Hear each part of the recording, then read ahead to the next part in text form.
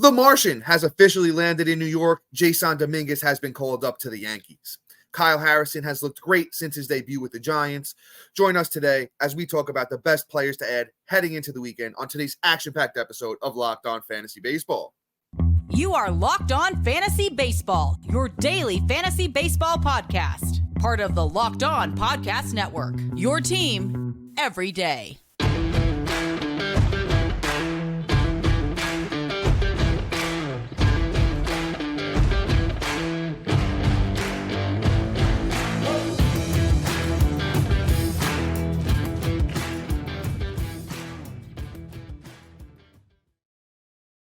Hello, fantasy baseball fanatics, and welcome to the Locked On Fantasy Baseball podcast, brought to you by the Locked On Sports Network, your team every day. As always, we're your number one source of fantasy baseball knowledge, and thank you for making us your first listen each and every day.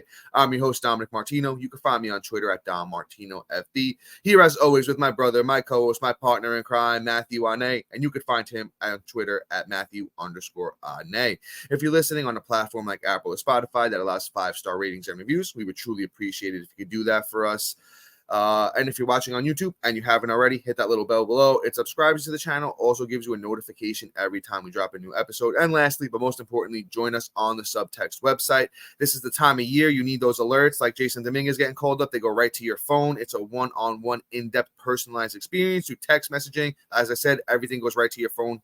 Prospect call-ups, injury updates, waiver wire rankings, and much, much more than we can offer in this 30-minute episode.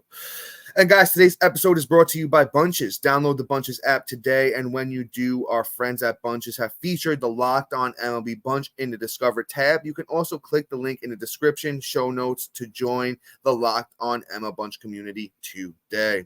Locked On Fantasy Baseball fans, we have a fully loaded episode for you today. As always, let us be your team secret weapon as we talk must-add players heading into the weekend.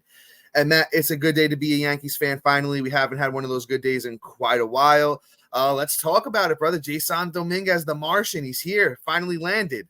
Oh yeah, Jasson Dominguez, baby. I'm excited. He's one of my favorite prospects, even though he isn't in the top, 10. I love Dominguez in general, not just as a Yankee fan, but as an actual prospect. This year has been great for him. I gotta say, like, he had a great spring with the Yankees. Didn't break camp, unfortunately. Was playing in Double-A. Had a decent year, batted about 254, whatever. But the counting stats are really nice in that: 83 runs, 19 doubles, 2 triples, 15 bombs, 66 ribs, 37 stolen bases, really nice. 77, 130 strikeouts, which isn't atrocious, but isn't great either. Batted 254. They give him the promotion to Triple-A, and he starts just rocking the ball. Sure. Like, 27 at-bats. This is all it took for them.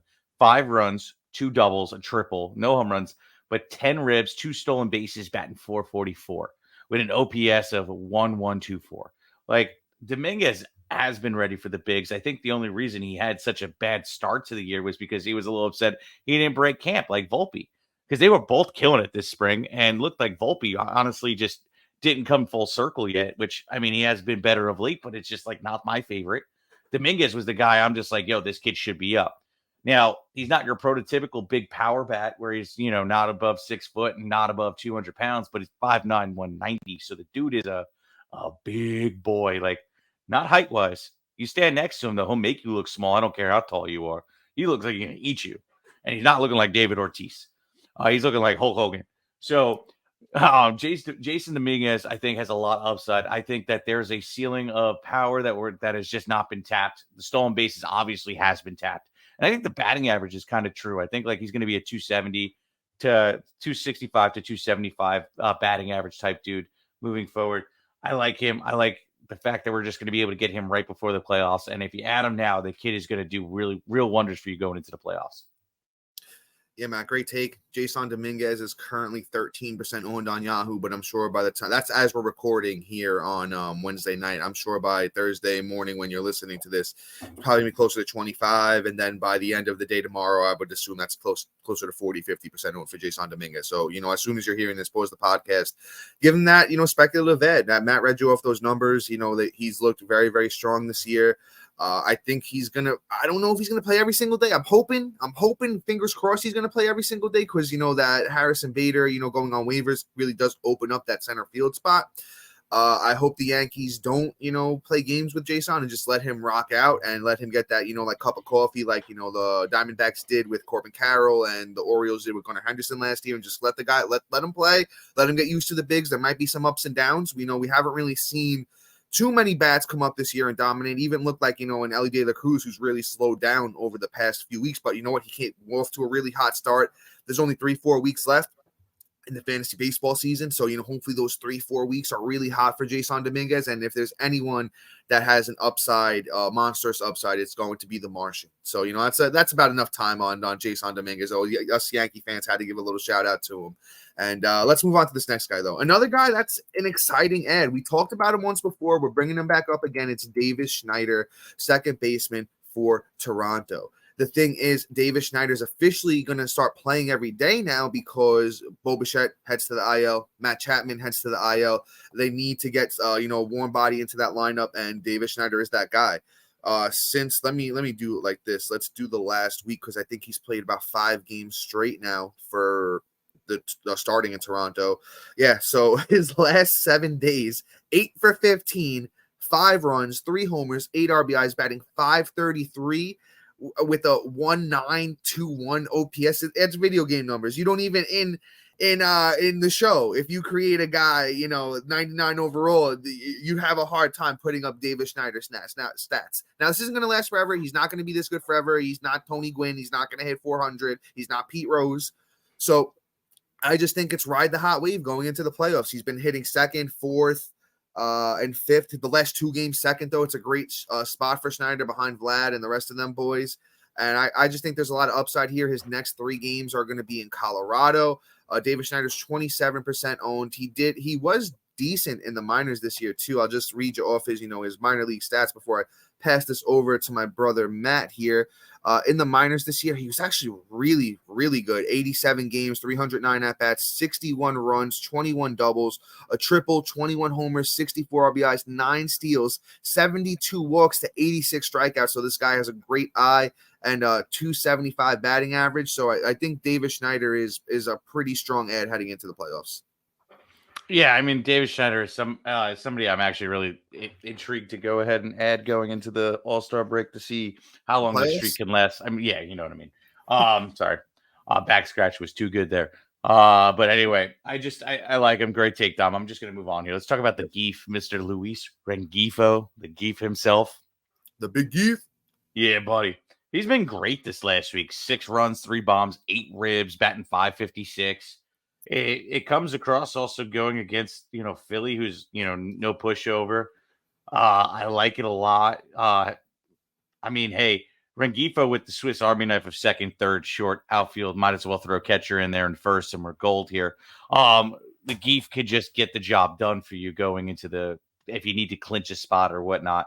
And who knows, maybe he carries this on into next week. We'll see what he can do. I like Geef. I like the way the Angels are playing. So let's see what happens.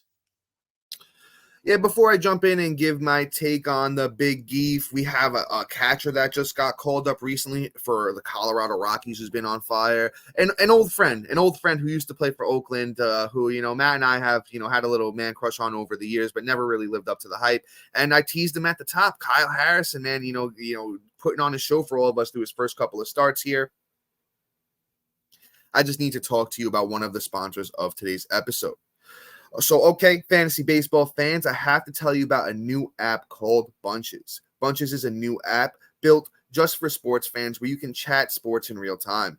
Click the link in the show notes or the description to join the app, or go to the Apple App Store and download Bunches now. I'm telling you, you're going to love the conversations with other Locked On sports fans. Download the Bunches app today, and when you do, our friends at Bunches have featured the Locked On MLB Bunch group in the Discover tab. Once again, you can also click the link in the description or show notes to join the Locked On MLB Bunch community today. And guys, Bunches is just really like a social media app just for sports. It's kind of revolutionary. We don't have anything else like that. And our friends at Bunches are really partnered up with Locked On to get everything going with us over there. So join Bunches, get on the Locked On MLB Bunch group today. And dear everydayers and new listeners, we have an incredible opportunity for you to support the show and enjoy some fantastic perks along the way. Introducing our Diamond Club on the Subtext website. By becoming a member, you not only contribute to the show's success, but also gain access to exclusive benefits. Get your hands on waiver wire rankings, call-up alerts, injury updates, instant reactions, and enjoy direct access to us for all of your burning fantasy baseball questions. Plus, you can try it out completely free for 14 days. Your support means the world to Matt and I, and we can't wait to connect with you on this exciting journey. Join the Diamond Club on Subtext today, and let's take your fantasy baseball experience to new heights. Guys, today and tomorrow, really your last opportunities here that Matt and I are going to tell you about it to get, a chance to get into that raffle for our listener league for next year. And guys, you really want to do it. It's not even just for the listener league where you get to see Matt and I, what Matt and I do, the way we play fantasy baseball. Matt and I are doing very, very well this year, as we've always done in fantasy baseball throughout our careers. It's a great experience in Subtext, getting to know each other and all that fun stuff. A lot more than we could offer here in this 30-minute episode. But let's jump back in. Let's try and keep things pushing. The Big Geef, Matt did a great breakdown on him. He had a very strong finish to last year. He's kind of heating back up again. He's still only 26, so this is a guy, Luis Rengifo, that I'm gonna like next year. He's gonna be one of my late round picks, hopefully, that I'm able to throw him into my lineup. He's got power. He's got speed. The batting average is decent. I think he could be like a 250 to 260 hitter, maybe if he really figures things out. He's really improved that walk to strikeout ratio. Last year through 127 games, he had 17 walks to 79 strikeouts. This year through 118 games, 41 walks to 76 strikeouts. I love to see that kind of improvement at the plate, but that's really it for Rengifo. Besides, he's 38% owned on Yahoo. Let's keep things pushing. Let's talk about this catcher I was telling you guys about. Somebody I'm not even super familiar with, but you know what? I saw the name. I saw, the stats. It's Hunter Goodman. Now, Hunter Goodman is a catching prospect for Colorado. He's looked really, really good so far in his short stint in the bigs. So far, he has only played 4 games, but through those 4 games, the numbers look really good. It's a 455 batting average, 2 runs, 2 RBIs, and a 1.227 OPS. He's only 5% owned. So if you missed out on the Mitch Garvers of the world, the MJ Melendezes of the world, all the guys that have been getting picked up of late, Hunter Goodman is definitely somebody you can go out there and take a look at. Just in that, he has like Jasson Dominguez built, 5'11", 210 pounds. So as Matt said, he might not be one of the tallest guys, but you know what? He's going to make you look small when you stand next to him because this guy's got some guns on him. In the minors, really, really a lot of power for this kid. In 2022, he had 36 home runs in 135 games with over 100 RBIs, 294 batting average. This year in the minors, 106 games, 34 home runs, 111 RBIs, and 259 batting average. So the batting average might only be like 260, 270-ish, but the power is real, especially playing in cores. If this kid finds his groove, Hunter Goodman, it could be potentially scary.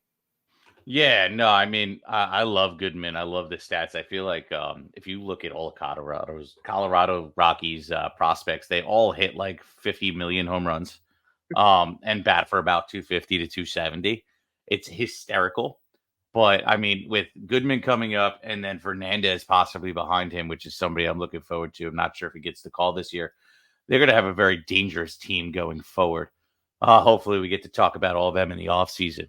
But anyway, great take, Dom. Let's move on. Let's talk about Mr. Ramon Laureano. The guy Dom and I said we had a little, fantasy baseball crush on, but the dude could just never, ever just get it together. But right now he's putting together a nice week. 5 runs, 2 bombs, 6 ribs, batting 385. I mean, I don't foresee this being long-term at all, but honestly, outfield, you might as well go out and get the depth there now just in case. Get him on your teams, ride the wave. The second he flops, drop him and see where the world takes you. 19% on Ramon Laureano.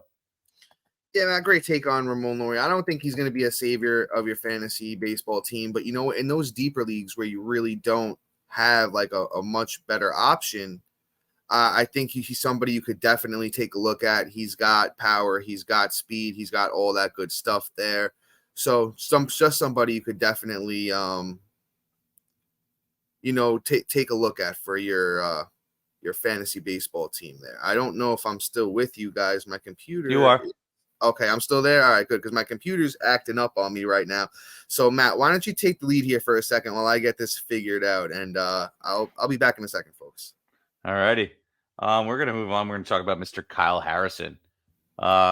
Kyle has been interesting over his last start against Cincy.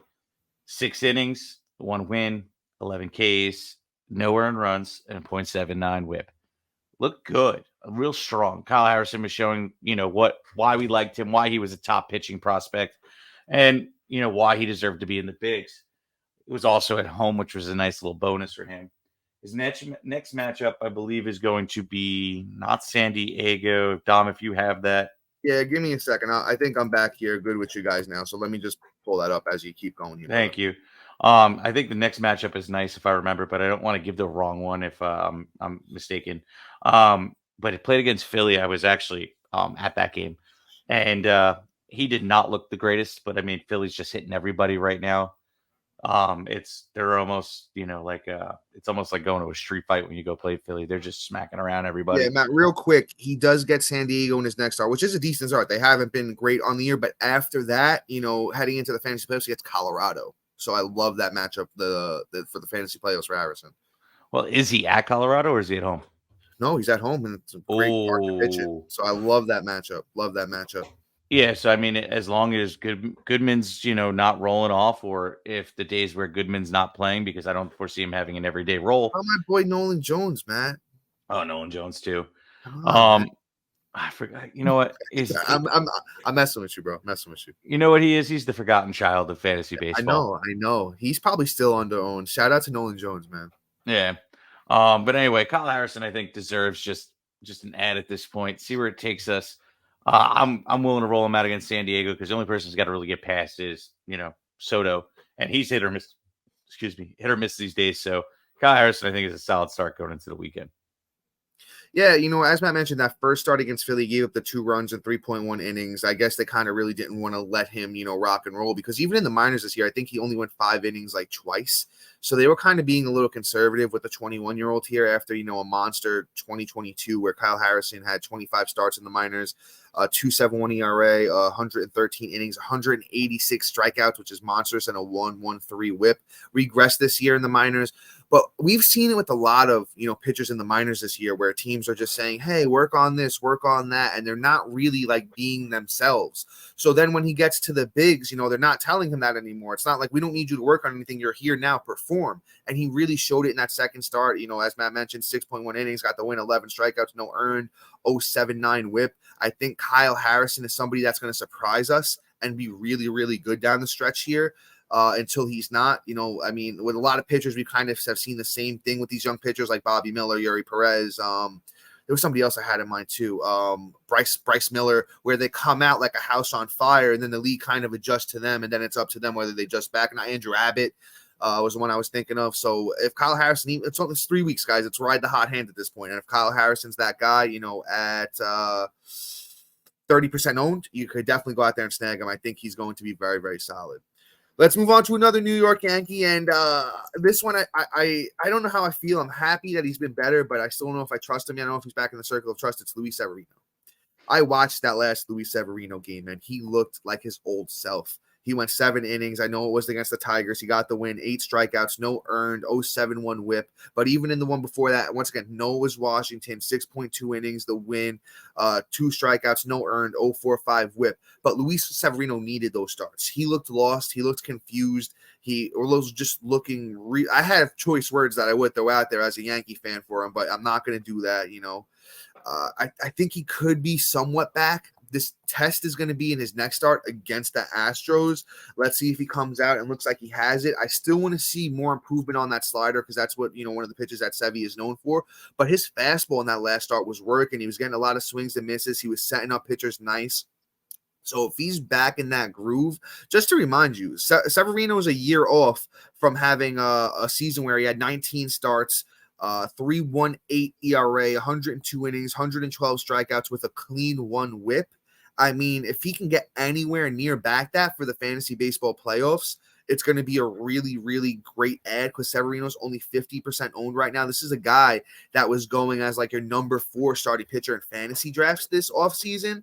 So if you can go out there and scoop Sevy, I don't know if I'm starting him at Houston in his next one, but I at least want him on my team because if he goes off in that start against Houston and he's back, that's like like I said, number 3, number 4 pitcher in your fantasy baseball rotation for the playoffs that you just added off the waiver wire that might wind up, being like in your depth, like one of your bottom end pitchers. And if you have a guy with that upside in the back end of your rotation, you're golden. Oh, yeah. Great take on Luis Severino, Dom. And before we move on and we talk about a guy that has the most awesome nickname, Pittsburgh pitcher, and a guy that just makes you want to say woo in a good way and a bad way.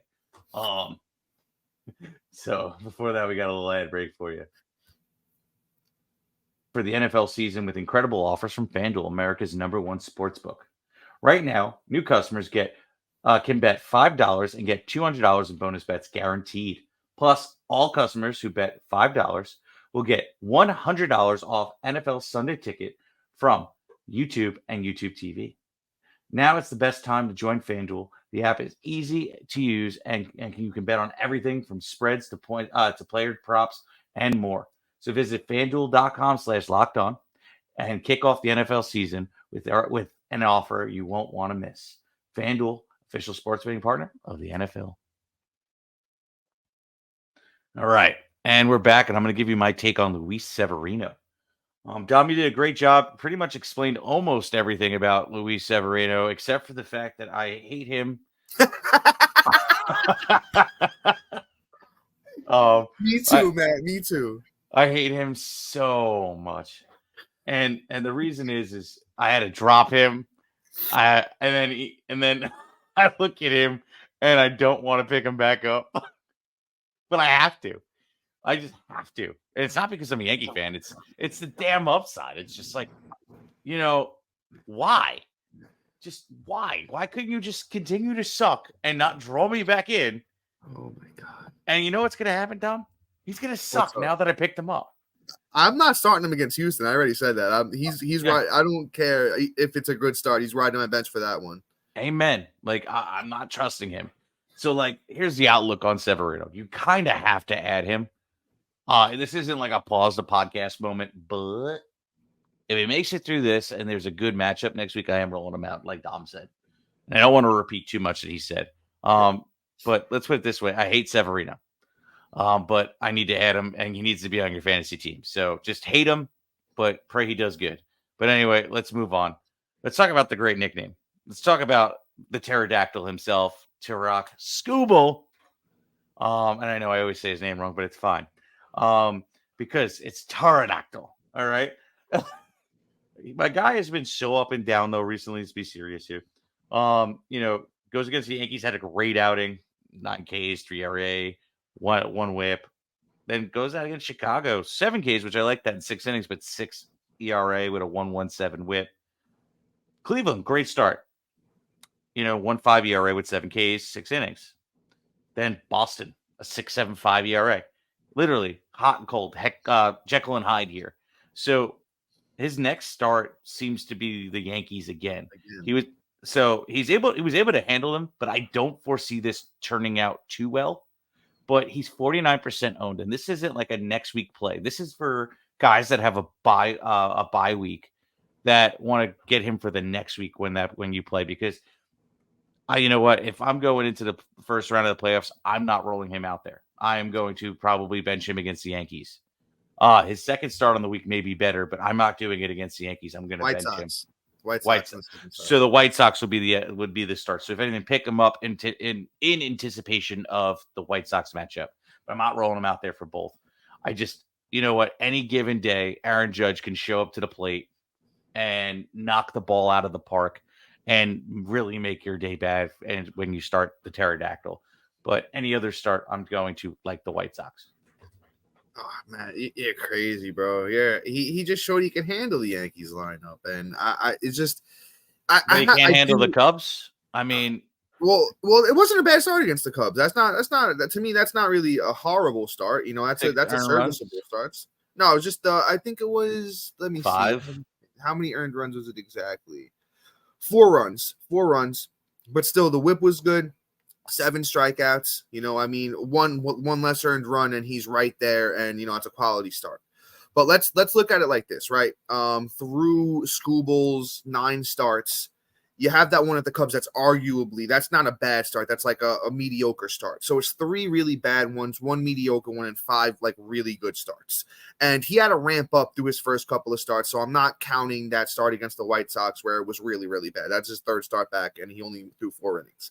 But since then, his last 3 outings, all 6 innings, all 3 of those big strikeout games. And let's look at it like this. Through Skubal's 10 starts, it's a 3.93 ERA, right? But you know what his FIP is? A 2.41.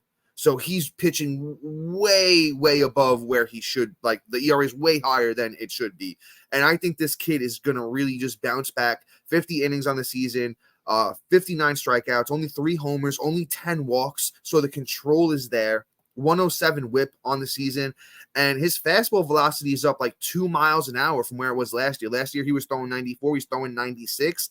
And what I like is he took a little bit off the slider. Last year, the slider was 90. This year, the slider is 88. So you have that nice differential there in velocity where, you see that 96-mile-an-hour fastball, then you see an 88-mile-an-hour slider. That's way different than seeing a 94-mile-an-hour fastball and a 90-mile-an-hour slider where you only had 4 miles an hour difference. This kid is really – and what he did last year before he got hurt. 3.52 ERA, 21 starts, 117 innings, 117 strikeouts, and a 1.15 whip. Skubal's only 26. He was a very highly touted prospect, coming into his career in the majors with Detroit. This is just somebody that is going to be – I hope that everybody's not on him next year. I really hope everyone's not on Skubal next year. Kid's 6'3", 240. And I know I'm ranting a little bit more than I should on him at the moment. But it's just somebody I'm really, really high on. And I think, honestly, that Yankee start's going to be good and that White Sox is going to be good. I believe that he has good matchups for the fantasy playoffs. I don't know why he's only 49% owned. That needs to be, honestly, in my opinion, like 90% owned for Skubal, because if he's available in your league, your league's doing something wrong. But let me keep things pushing there. I know I went way longer on Skubal than I should have. Let's talk about Johan Oviedo, who's looked good again recently. He had a good start to the year when the Pirates were rocking and rolling, and he was a big part of that. And he's starting to look, back into the groove. That's what I love to see with young pitchers. You come out, you look great. League adjusts to you, you look bad, and then you adjust back. Because over the last 30 days for Oviedo, 37 innings, 4 wins, 28 Ks, a 2.92 ERA, 105 whip, 3 quality starts. And, his next one is against the Cardinals, who have been very, very up and down. I would throw him out there and just see where it goes. If, if you need some Ks, if you need just a guy that, has upside. I can't guarantee he's going to be great, but I do like, the profile 6'5", 245 for Oviedo. And did I throw out his ownership percentage? It is 29% owned for Oviedo. So he's really just out there in a lot of leagues right now. Yeah, no, I like Oviedo so much that I'm going to piss Dom off. I like him better than Skubal. You're out of your mind, bro. I'm kidding. I just wanted to see your face. I'm totally kidding. I was going to rant again, but Yo, look how red he got, guys. If you're on the video, watch it on the twos. He's so angry. He just had red just coming across his face. Oh, it's straight up, man. Straight up. That real New Yorker was about to come out of me. Hey, you're a pansy New Yorker. Oh. All right, let's get back to fantasy baseball. All right. Oviedo, I like to start this weekend. Like Dom said, no guarantee. Great take, Dom. I think he's going to be very valuable in the playoffs. So I think add him now so that you can at least have Oviedo on there, and then you could choose whether you want to start him or not, or drop him out right next week, depending on his matchups. Right now, pick him up and then see what your options are next week. But let's move on. Let's talk about somebody that makes you go, woo. And he's been making you go, woo, all day and whoosh past you every single day, every single time he throws a ball. So he's been great over this since returning from the IL. 16 innings, 14 Ks, a 1.69 ERA with a 0.88 whip. Numbers are solid. This is going against Oakland, which is nice. White Sox, Angels, looking real good. And then Arizona was a little rough, but again, actually, I'm sorry, I'm lying. Those were his starts before he got hurt. He only had 2 starts. So, but anyway, he looks good. I like Woo. Woo's next matchup is coming up against the Mets. He just really has Pete Alonso to get through in that lineup at that point. So just, start Woo. He's been proving himself here. I think solid matchup going in the weekend, especially if you need some Ks and somebody that's going to suppress your ERA and keep it low. So Bryan Woo is an ad for me. Yeah, great take on Woo, Matt. I'm not going to really add too much here. He's 36% owned. I like the Mets matchup. After that, it looks like he gets Tampa Bay, who's been, actually not as really good as they were at the start of the year. Wander Franco, I got choice words for that guy, but, he's not around anymore. So Bryan Woo can really just go out there and have 2 nice starts in his next upcoming 2. He looked really good, at the beginning of the season. Once again, that he made those adjustments. He looked really good. Teams adjusted to him. He looked bad, and he's looking good again, as Matt mentioned, over his last 3 starts. The whip is really good. The control's really good. I think Bryan Woo, ride him for those next 2 starts. If the matchup starts to look tougher and you don't want to start him, I don't blame you. But you know what? There's a lot of upside here with Bryan Woo. Pretty good pitcher heading into the fantasy playoffs. But all right, guys, that is all for us today. Please be sure to like, subscribe, comment, rate, and review. Also, thank you for making Locked On Fantasy Baseball your first listen each and every day. Shout out to our everydayers and new listeners on that one. And be sure to look out for a new episode tomorrow where we do our keep or cut episode, heading into the fantasy baseball playoffs. It's a really important time to make those tough decisions and get, cut the fat, trim the fat, as our brother JP liked to throw out there. So, guys, until tomorrow,